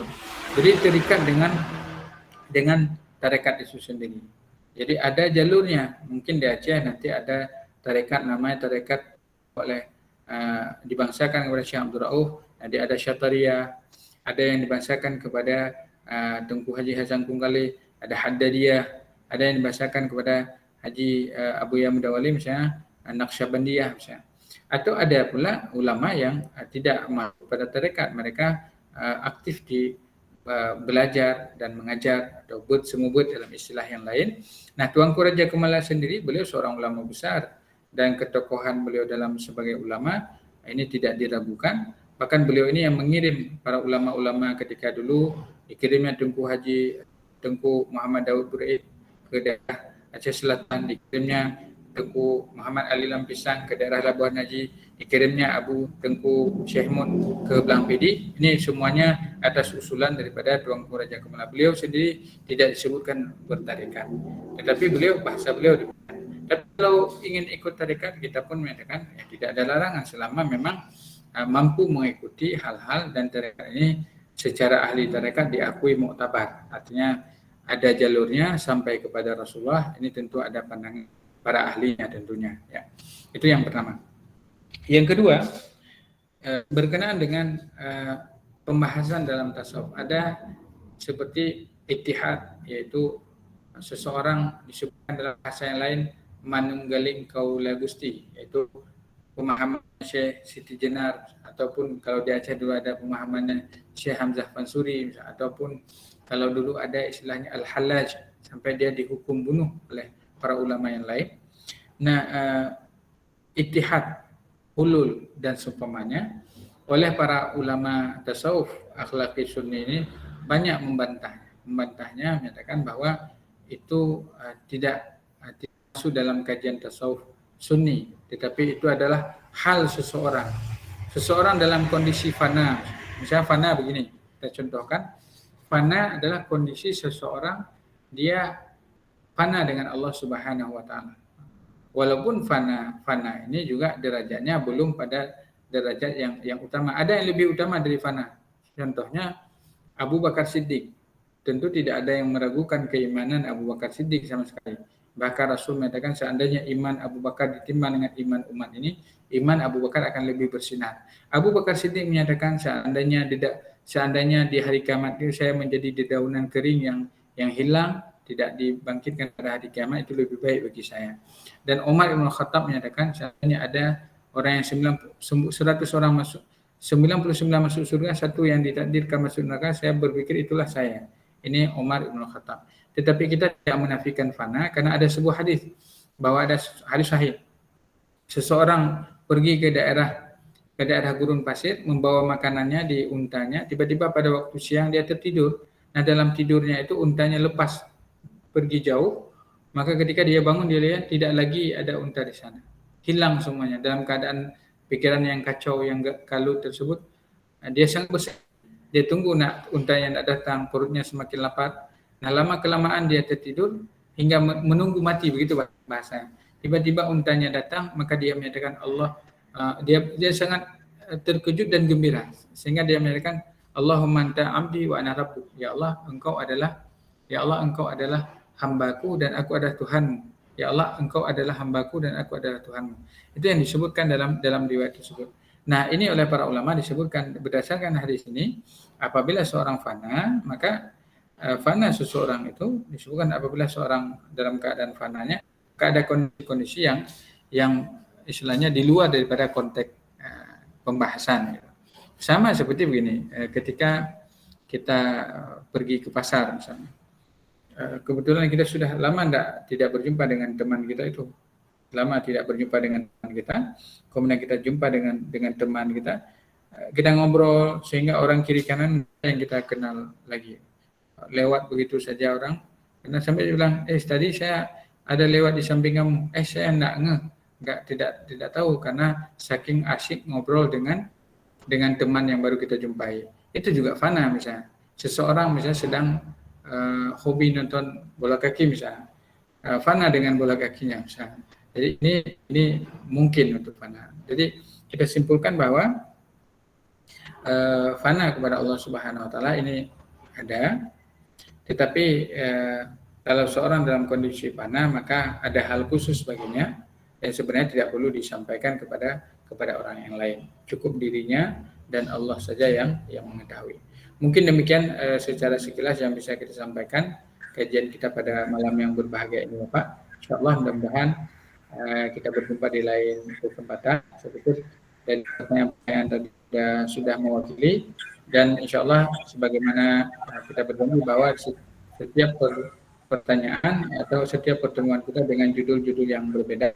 Kita sudah bahas pertemuan yang lalu tentang fikih, mungkin kajian fikih, dan pada hari yang berbahagia ini tentang, atau pada malam ini tentang kajian tasawuf, dan ke depan mungkin kajian hadis atau kajian-kajian yang lainnya yang bermanfaat. Mudah-mudahan demikian. Mohon maaf apabila ada yang tidak pada tempatnya dari awal sampai akhir penyampaian. Insya Allah jumpa lagi di lain kesempatan. Terima kasih untuk Bapak Marzuki yang sudah fasilitasi pertemuan kita pada malam yang berbahagia ini. Mudah-mudahan kita semua diberikan keberkahan oleh Allah Subhanahu wa taala, ilmu yang bermanfaat, semangat dalam beribadah, saling menasihati dalam kebaikan dan kebenaran. Aku qouli hadza wa astaghfirullah li wa lakum. Kafaratul majlis. Subhanakallahumma wa bihamdik, asyhadu an la ilaha illa anta, astaghfiruka wa atubu ilaik. Assalamualaikum warahmatullahi wabarakatuh. Waalaikumsalam warahmatullahi wabarakatuh. Waalaikumsalam warahmatullahi wabarakatuh. Terima kasih Ustadz atas pembahasannya malam ini yang luar biasa dan menggugah hati kita semua. Semoga ini menjadi amal baik buat Ustadz dan kita semua, dan bisa memperindah lagi pengabdian kita kepada Allah Subhanahu wa taala dengan ilmu-ilmu yang diberikan oleh Ustadz pada malam ini. Sekali lagi terima kasih untuk semuanya, juga rekan-rekan yang sudah bergabung dalam pengajian kita pada malam yang berbahagia ini. Kita akhiri sekali lagi dengan subhanallah walhamdihi, subhanakallahumma wabihamdika, asyhadu an la ilaha illa anta, astaghfiruka wa atubu ilaik. Assalamualaikum warahmatullahi wabarakatuh. Waalaikumsalam warahmatullahi wabarakatuh. Waalaikumsalam warahmatullahi wabarakatuh.